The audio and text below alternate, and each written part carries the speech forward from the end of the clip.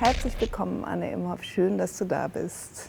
Musik, Gesang, Performance, Raum, aber auch Malerei spielen ja in deinen Werken eine Rolle.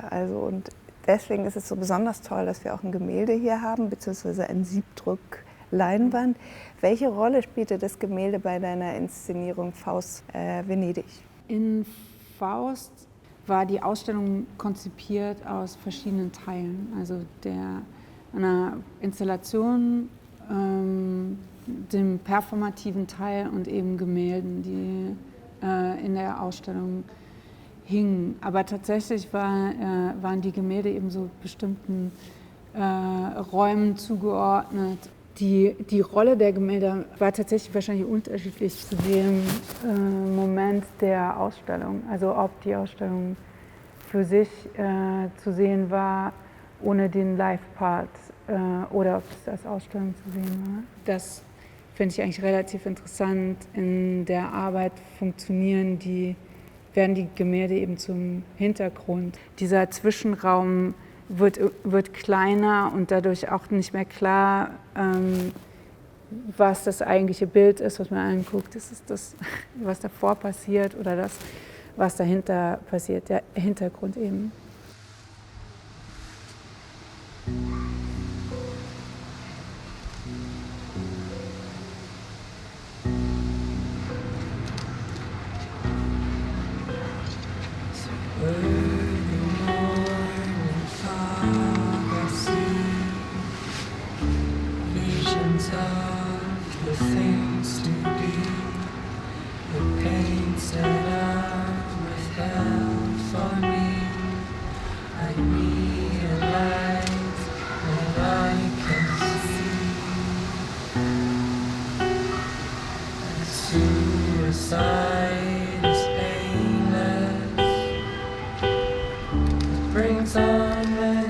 Und auf der anderen Seite hat gerade die Arbeit zu tun gehabt mit der großen Rolle von Fotografie, mit der Figur der Medusa, die Caravaggios Medusa, die teilweise die Bildfindung beeinflusst hat.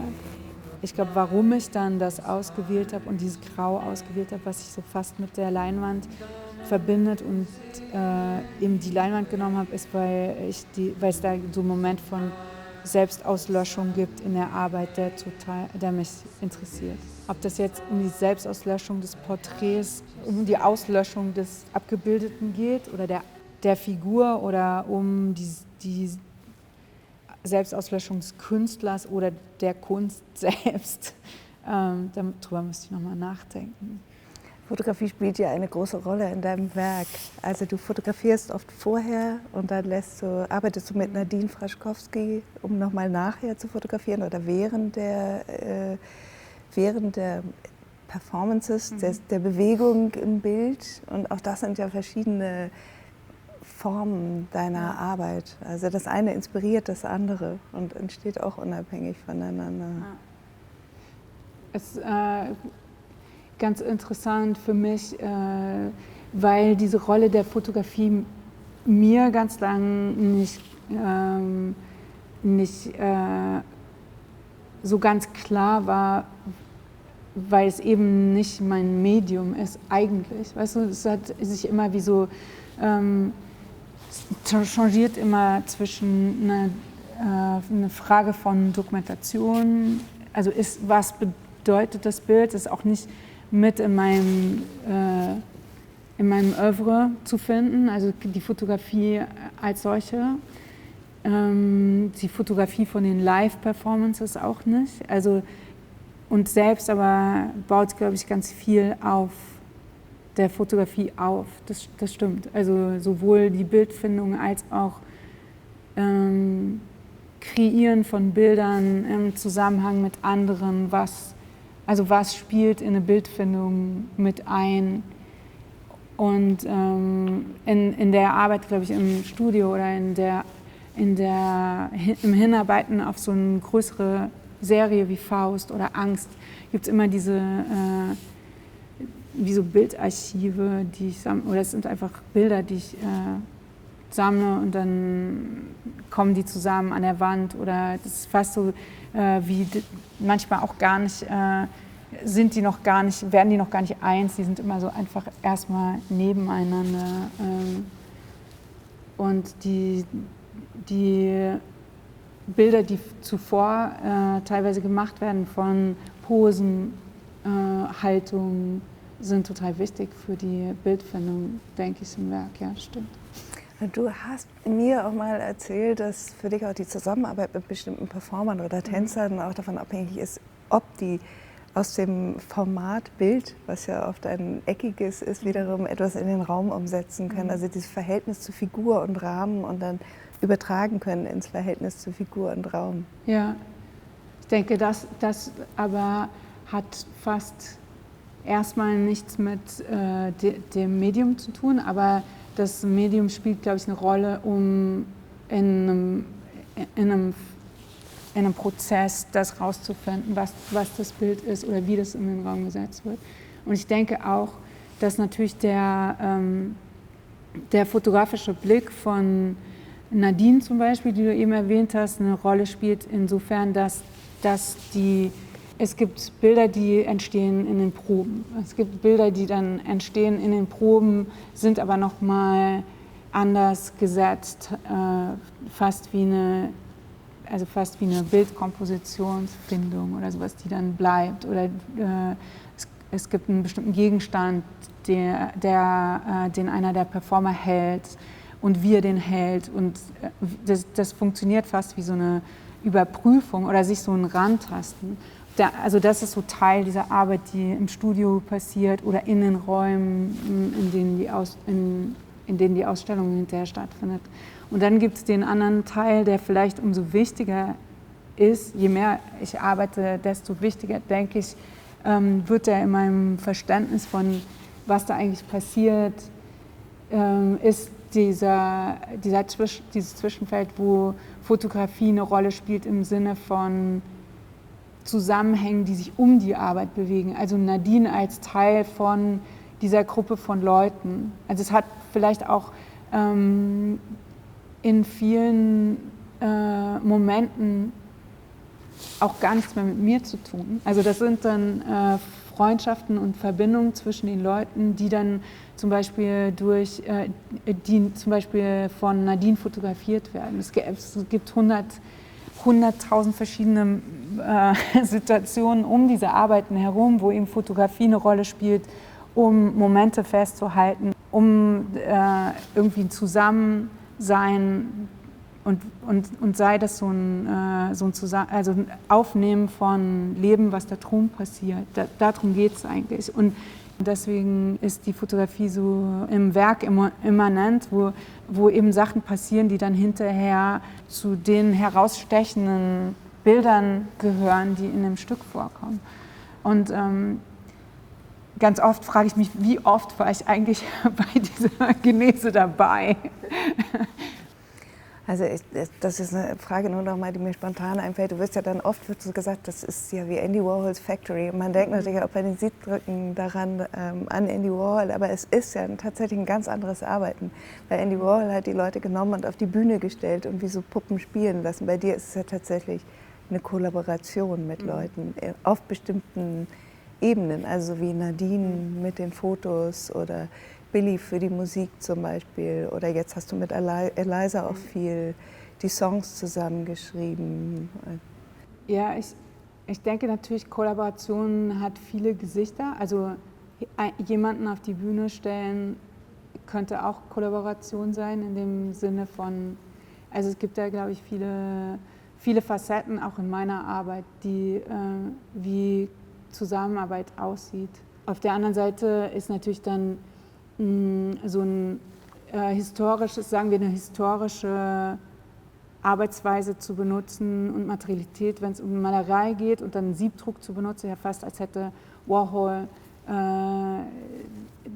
der hat den Platz einfach besetzt. Und ich glaube, da ging es mir schon in der Annäherung an das oder in einem Zitieren ging es mir darum, eben die Unterschiede aufzuzeigen. Also je näher man etwas kommt, desto unterschiedlicher wird es, glaube ich. Und das ist, glaube ich, in diesem Vergleich ganz interessant, so anzuschauen, was ist eigentlich auf dem Bild, wie ist die Frauenfigur auf dem Bild, wie blickt die in die Welt durch Brillengläser, einen anderen Ausdruck, was hat die Figur in dem Bild für eine Rolle und wie wird die ausgeführt. Ich glaube, da steckt so der Unterschied, der mir wichtig war und wo ich mich mit diesem Zitat hinbewegen wollte.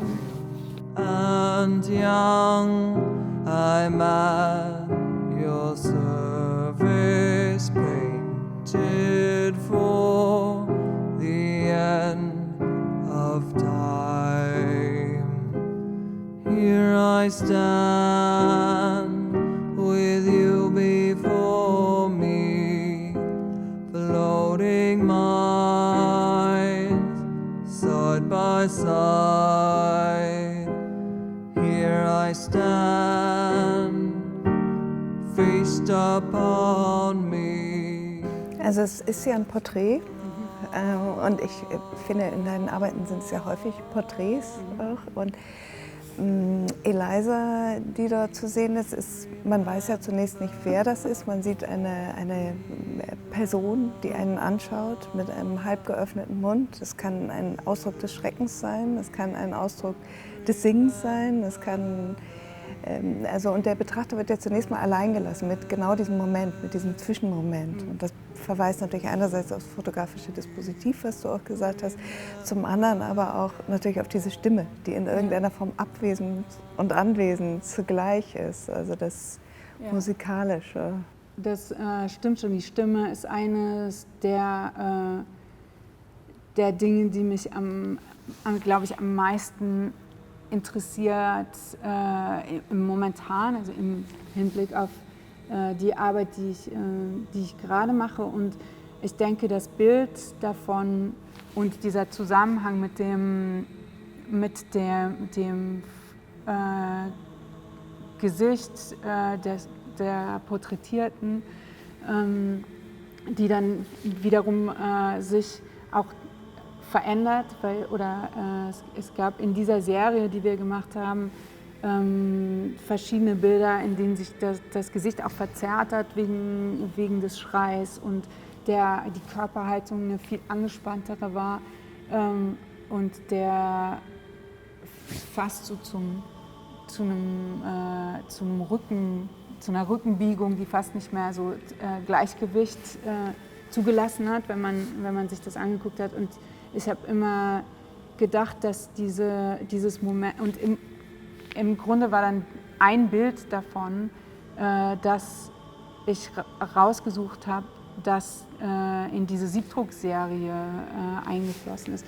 Und das eine Bild hat für mich diesen Zwischenmoment zwischen Sein, in einem Zustand Sein und Werden, also das ist dazwischen, die Figur ist in ihrem Geschlecht dazwischen, ist in ihrem Ausdruck dazwischen. Also es gibt so einen Moment von Flirren dort, der ist nicht so ganz greifbar. Und ich glaube, das war mir ganz, ganz wichtig. Und deswegen ist genau dieses Bild, für mich war das Bild, das dann ikonisch geworden ist. Oder wo ich gedacht habe, das will ich, dass das so behandelt wird, als wäre es ikonisch. Das ist ganz spannend, vor allem an Faust oder an dem, was von Faust übrig geblieben ist, als eben die Arbeit gemacht war und performt wurde und die Ausstellung da war, dass ich gemerkt habe, die Bilder, die die Betrachter machen von dem Werk, sehen ganz anders aus und machen auch andere Bilder zu denen, die immer wieder wiederholt werden. Das war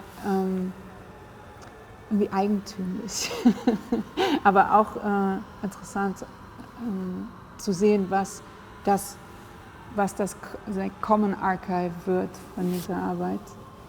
Und auf der anderen Seite das Schreien oder der Schrei, glaube ich, ist tatsächlich was aus dieser Arbeit stammt, die wir im Hamburger Bahnhof gezeigt haben, aus Angst. Und der Schrei auch, ich weiß gar nicht, ob das eine konzipierte Idee war. Okay, jetzt kommt der Schrei oder jetzt probieren wir den Schrei oder aus, sondern der kam vielleicht tatsächlich aus Wut und dann, okay, das nehmen wir jetzt. Und dann habe ich Eliza aufgefordert, das nochmal zu machen. Natürlich gibt es da so ein Spannungsfeld, das auch relativ diese Arbeitsweise beschreibt und vielleicht auch Kollaboration beschreibt, die auch nicht immer angenehm ist. Also das ist auf gar keinen Fall angenehm. Also auch wenn es eine fantastische Art zu arbeiten ist und ich die auch nicht tauschen würde.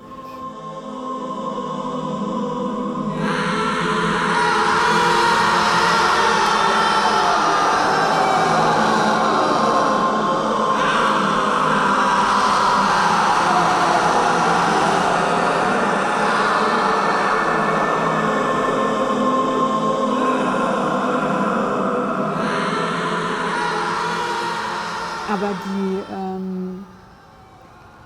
diese Idee von, dass praktisch in diesem Stück bei Faust dann jeder zu dieser einen Figur wurde. Also jeder hat sich praktisch aufgelöst in Medusa-Sein ab einem bestimmten Moment. Und ich glaube, das war was so eine Aneignungsmotivik ist, die in dem Werk passiert. Und dann hinterher weiß man nicht mal, was eigentlich war zuerst da. War das Bild und dann, oder war es eine Idee oder ein Gedanke von einem Schrei, der dann sich vervielfältigt hat? Ja.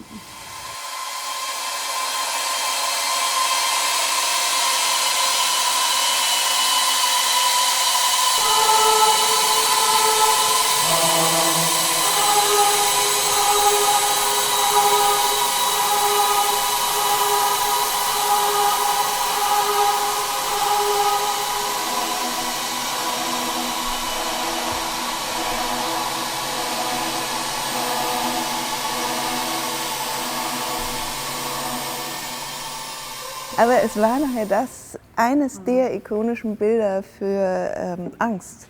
Und insofern ist es dieses interessante Wechselspiel, finde ich, zwischen dieser Serialität und dem Spontanen, dann wieder dem Choreografierten und dem Interpretierten. Ja, und da spielt Musik bestimmt dann die maßgebliche Rolle, in der sich so Rahmungen setzen, in der Improvisation funktionieren kann. Oder in Angst gab es ja diesen Moment davon, dass die Musik so konzipiert war, dass die über die Telefone dass wir praktisch Tracks hatten, deren unterschiedliche Stimmen über unterschiedliche Telefone abgespielt wurden und die Telefone dann wieder über Mikrofone verstärkt wurden, die so an den Armen angebracht waren oder an den Händen. Und in dem Moment gibt es natürlich auch eine Idee von einem Einflussnehmen von jedem in dieser Gruppe auf wie lange ist das, wie lange ist das Stück, wann fängt es an, wie gut funktioniert es zusammen, kann man das überhaupt noch hören, wenn der eine viel weiter weg ist als der andere. Aber im Grunde genommen ist es auch nur die Idee davon. Weißt du? Also es gibt und ich glaube, da sind wir ziemlich klar und das ist vielleicht das Klarste in dieser Gruppe von Leuten, dass es gibt nicht so was wie einen Freiheitsmoment, der da wirklich gelebt wird. Deswegen ist vielleicht diese Idee von Realität eher liegt vielleicht beim Betrachter in der Arbeit. Und jeder hat sich eigene Bilder gemacht, im doppelten Wortsinne. Ich fand ja auch interessant, dass so viele Bilder nachher auf Instagram zu sehen waren und die Besucher kamen, weil sie diese Bilder dann wieder sehen und selbst auch machen wollten und auch wieder posten wollten. Also da liegt ja auch eine gewisse Form von Serialität drin. Oft fängst du an mit Skizzen, dann kommen die Fotos, dann kommt die das bewegte Bild, dann kommen wieder Fotos, dann kommen die Betrachter, die auch wieder Fotos machen. Also es hat ja auch nochmal so eine eigene Choreografie fast zwischen den Bildern. Ja, ich denke auch, dass es gibt diesen Moment von Anfang und Ende in der Arbeit. Das hat jetzt vielleicht weniger mit Serialität zu tun, aber mit zu sagen, also mit einer Zeitlichkeit und mit einem Ausschnitt aus dieser Zeitlichkeit, vielleicht so eher, und also wie sich das Bild manifestiert in dieser Zeitlichkeit, und was ist das Zeichen für Anfang und Ende? Es ist der Moment, wo wir gesagt haben, also bei Angst, okay, jetzt geht die Tür auf und die Leute können eintreten, und das war so dann gab es dieses Schlussstück, wo Leute dann so in den Nebel reingewandert sind, und es war wirklich dieser Abschluss von einer Zeitlichkeit, und dann gab es immer diese Momente dazwischen, wo wir versucht haben, uns so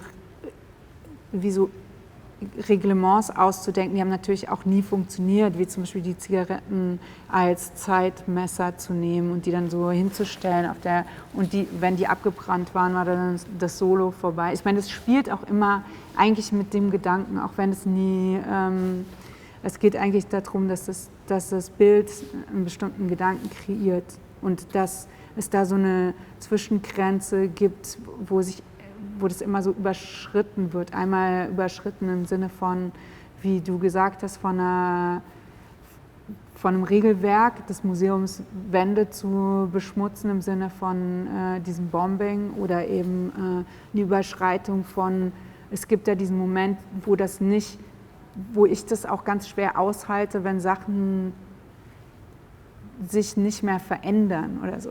Weißt du, ich meine, dass da kein offenes Ende da ist, aber das verstehe ich auch ziemlich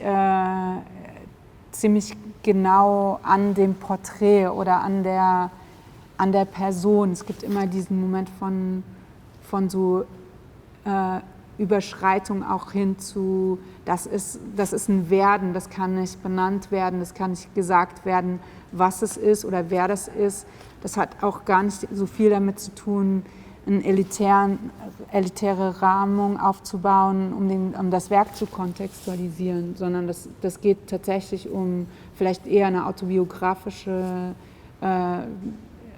Idee von wer der Künstler ist und was das Wesen ist und wer der ist, der anschaut und der angeschaut wird. Aber dieses Werden und das Prozesshafte und das sich bewegen wird ja auch genauso wie dieses Foto eingefroren in dem Moment, wo du es auf Platte bandst. Mhm. Also was ist da? Ja. Das muss ein Wahnsinnsschritt sein, ja. Plötzlich zu sagen, okay, damit ist es fertig, das Stück aufgenommen, gemastert. Zum Beispiel die Arbeit an der Platte von jetzt zum Beispiel Faust oder eine Arbeit an der Musik von Angst war schon auch Neuland einfach für mich oder für uns. Die Idee, nochmal ins Aufnahmestudio zu gehen und Songs nochmal umzuschreiben und die für dieses Medium ist einfach ein anderes Medium, eine Platte zu machen und die Songs zusammen funktionieren zu machen für eine Platte.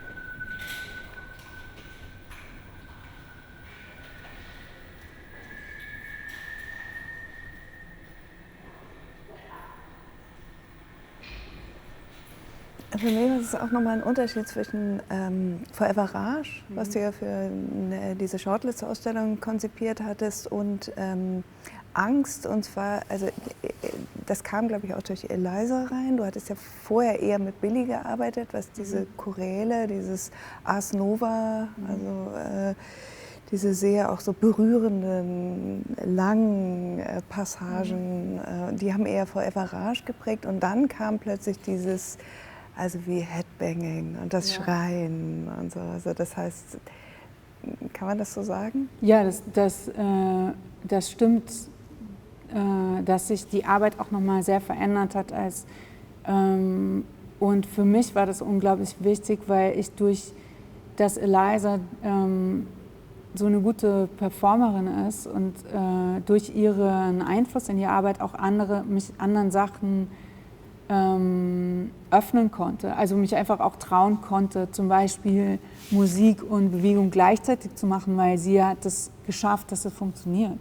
Weißt du, also das war vorher für mich einfach nicht möglich. Und bei Angst im Speziellen im Hamburger Bahnhof, das hat das echt so für mich aufgemacht wieder.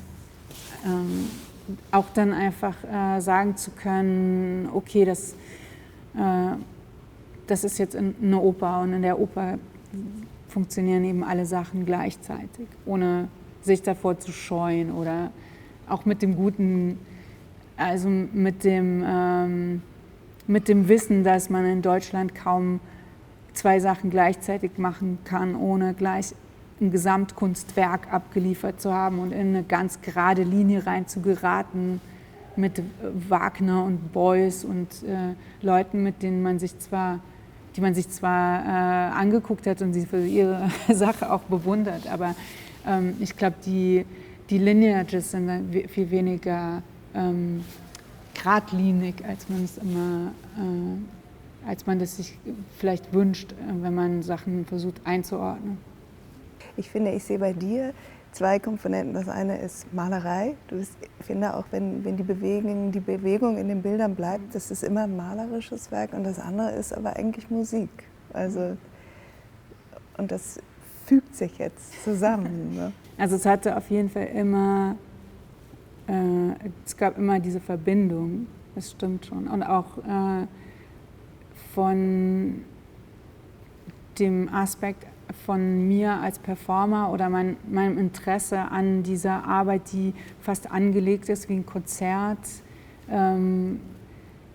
Da gibt es schon diesen starken Faszination damit einfach. Was ist das Konzert? Oder auch, obwohl wir in Angst ja total, ich glaube, zum ersten Mal so geschafft haben, eine Arbeit ohne Bühne zu was werden zu lassen, wo trotzdem ein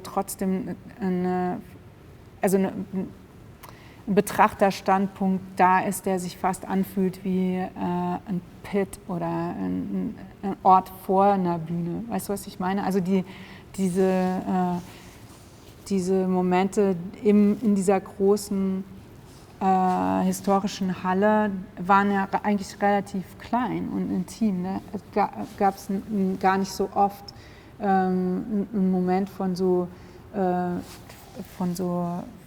großen Gesten über diesen ganzen Raum hinweg.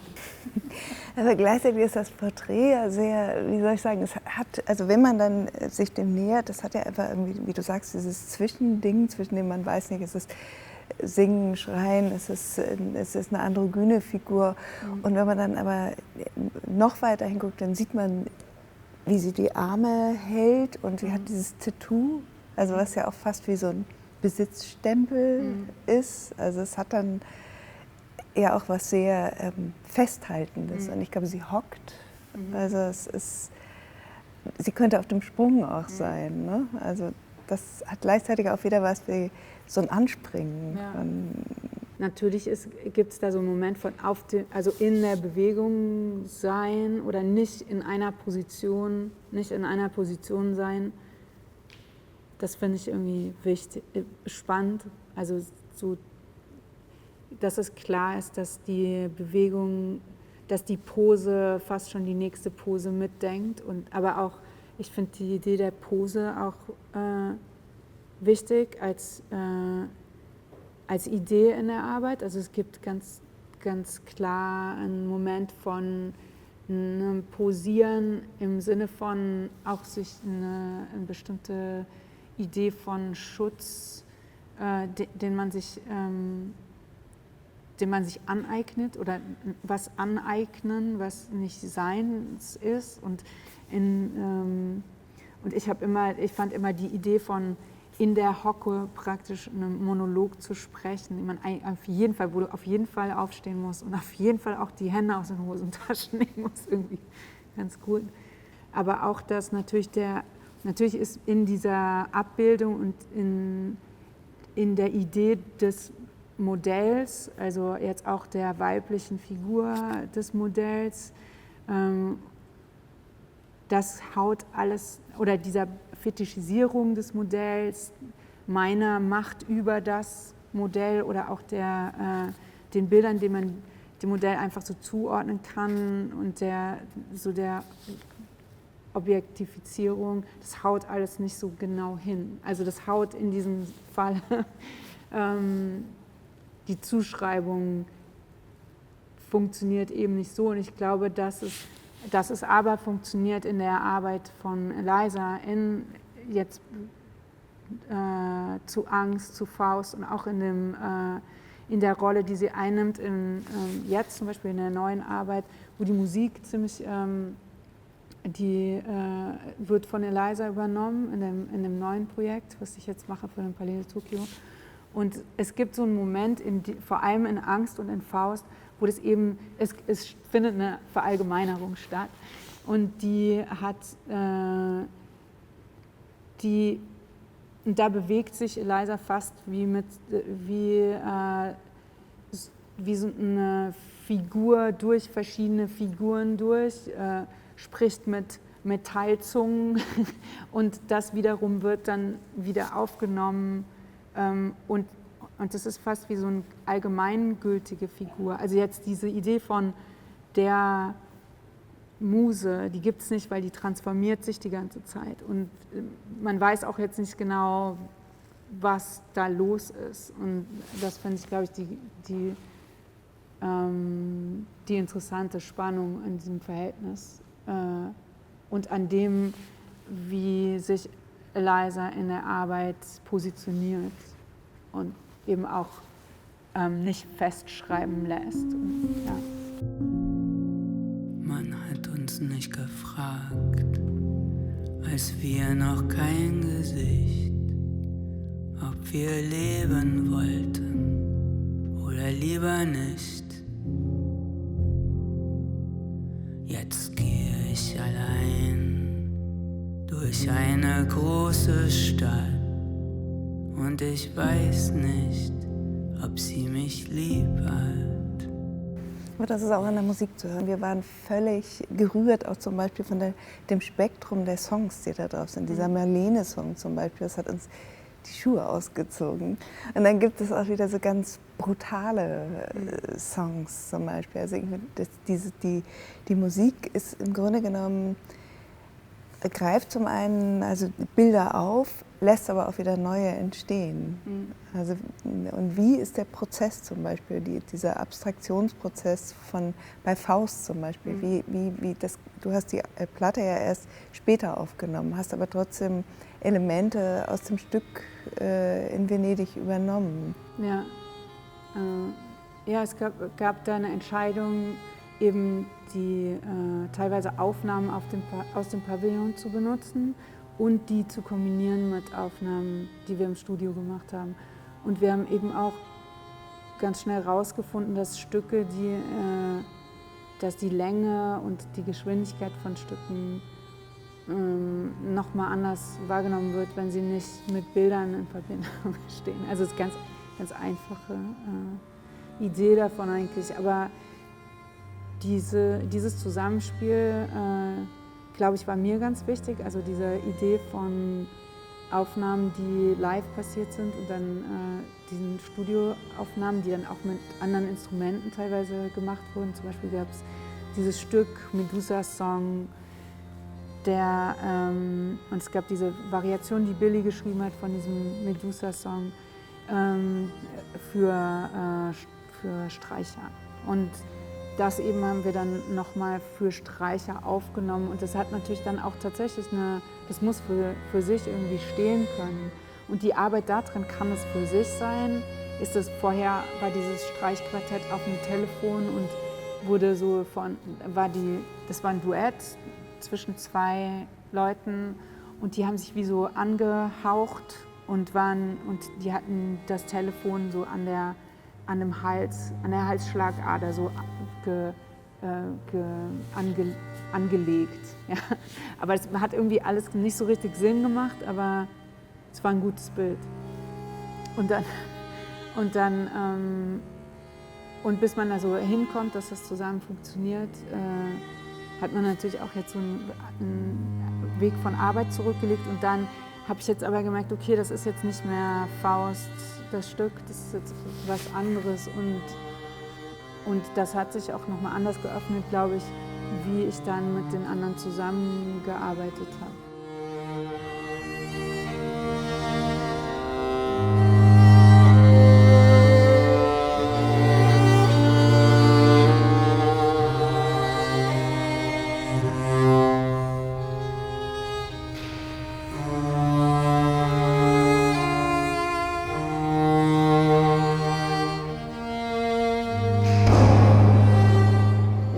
Sex jetzt, diese Platte, die du eben angesprochen hast, da war dieser Kollaborationsaspekt viel stärker. Also haben wir teilweise, Eliza hat einen Text geschrieben und ich habe aber gesungen zu einem Stück, was wir zusammen geschrieben haben. Es war so ein ziemlich intensiver Prozess, diese Platte zu machen. Es ging auch viel schneller und es gab irgendwie auch so einen ganz klaren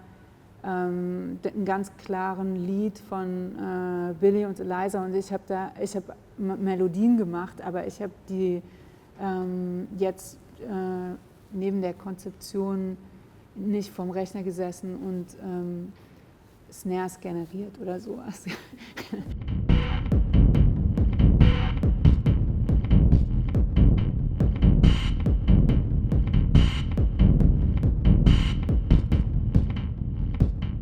Für das nächste Projekt zum Beispiel Natement im Palais de Tokyo schreibt eben die Eliza die Musik und konzeptuell machen wir die Installation zusammen. Und da geht es eben auch, und das ist eigentlich so ein Fragment, was von der Arbeit von Angst wie so mitgenommen wird, geht es um die Stimme und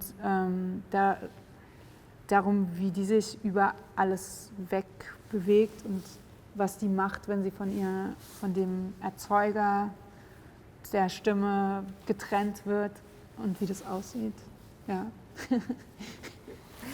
Also ich finde ja auch die Motive, die musikalischen Motive, die du hast, ordnest du ja auch wieder Porträts zu. Also das war zumindest bei Angst so. Also das sind ja auch nochmal, das ist jetzt nur nochmal, um zurückzukommen zu diesem Zusammenhang Malerei und Musik. Also du hast auch musikalische Porträts in diesen Miniaturen, in den sich wiederholenden kleinen. Ja, stimmt. Es ging auch um so eine Zuschreibung, um der Zuschreibung willen auf jeden Fall, ein bisschen. Also vielleicht entsteht auch ganz oft was in einem ganz anderen Zusammenhang und wird dem dann aber zugeschrieben. Ich glaube, das funktioniert fast automatisch in der Arbeit, dass sich diese Dinge wie so zusammenfügen. Die werden dann so benannt und das ist dann das Thema und mit dem Thema, also gar nicht das Thema, aber es ist dann zum Beispiel, es war die Figur des Clowns, die da total prominent wurde bei Angst und die kam auch immer wieder hoch jetzt in den Arbeiten bei Faust und jetzt auch eigentlich wieder.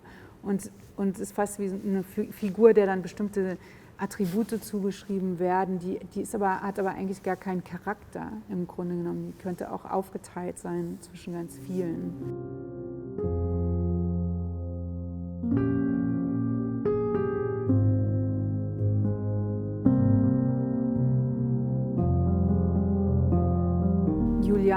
Nebentisch in ihrem Text über Faust stellt dann den Zusammenhang zwischen Model und Clown her, was ich irgendwie eine ganz interessanten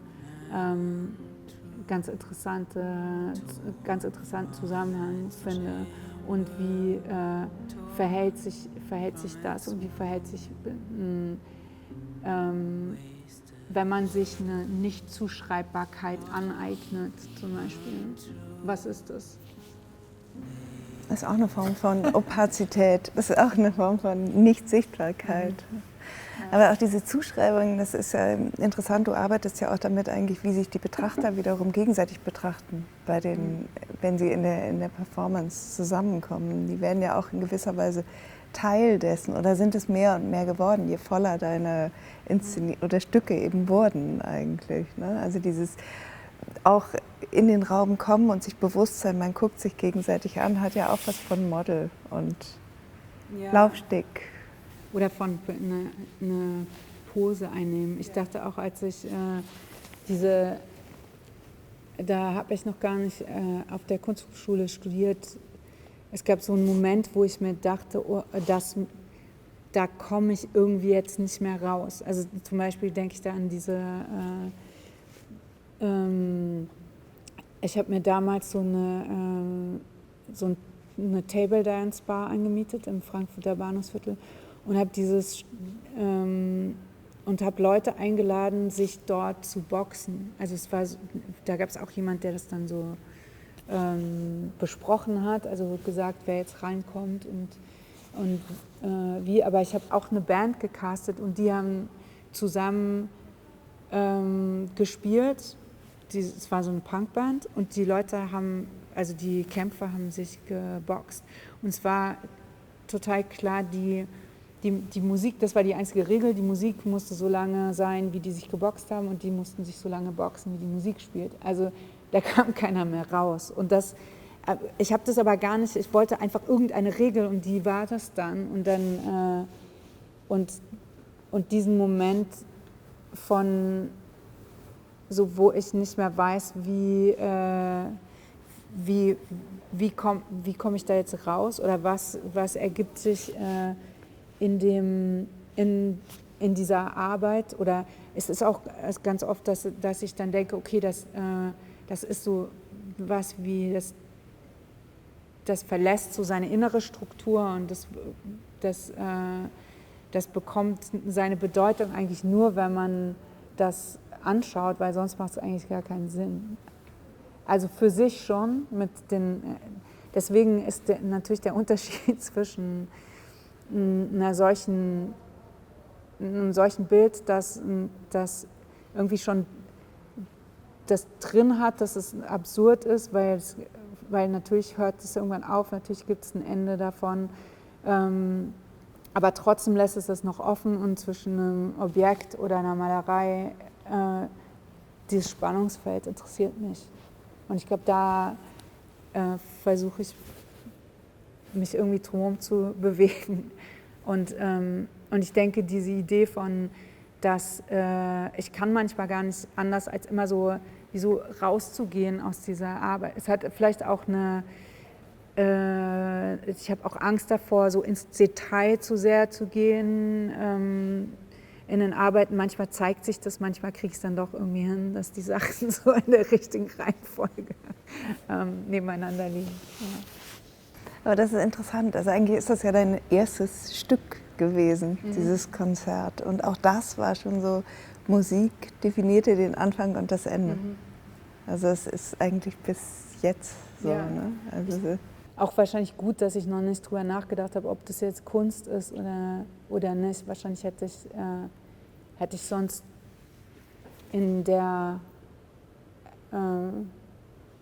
hätte ich sonst jemanden eingeladen, der mir dann gesagt hätte, ja, das kannst du nicht machen.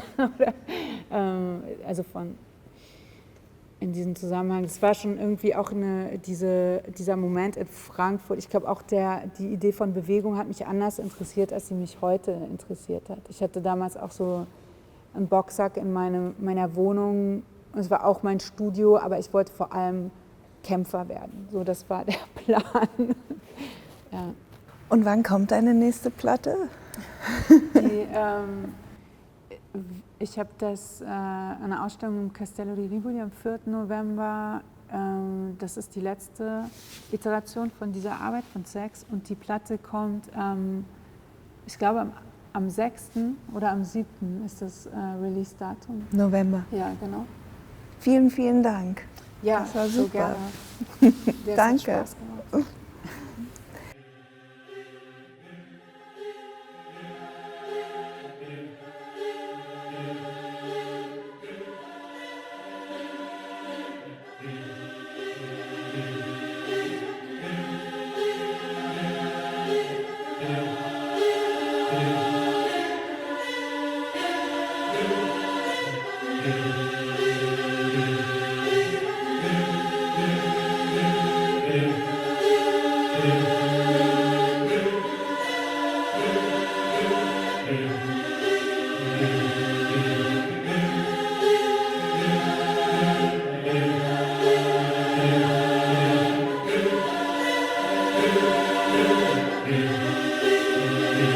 Thank you.